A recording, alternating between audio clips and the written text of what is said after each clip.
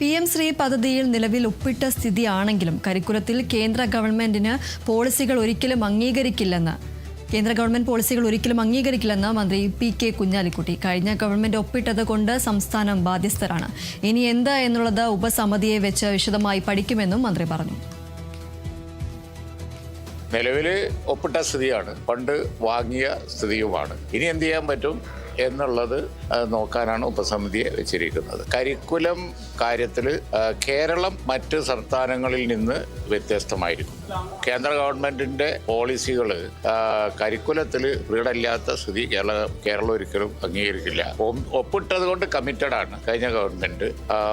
പക്ഷേ ഇനി എന്ത് ചെയ്യണം എന്നുള്ളത് വെച്ച കമ്മിറ്റി പരിശോധിക്കും. PM ശ്രീയിൽ ഒപ്പിടാത്തത് കൊണ്ട് SSK ഫണ്ട് ചെയ്തില്ല എന്ന് പറഞ്ഞു കഴിഞ്ഞാൽ PM ശ്രീ ഒപ്പിട്ടാ തരുമെന്ന് പറഞ്ഞ് ഒപ്പിട്ട് കൊടുക്കും.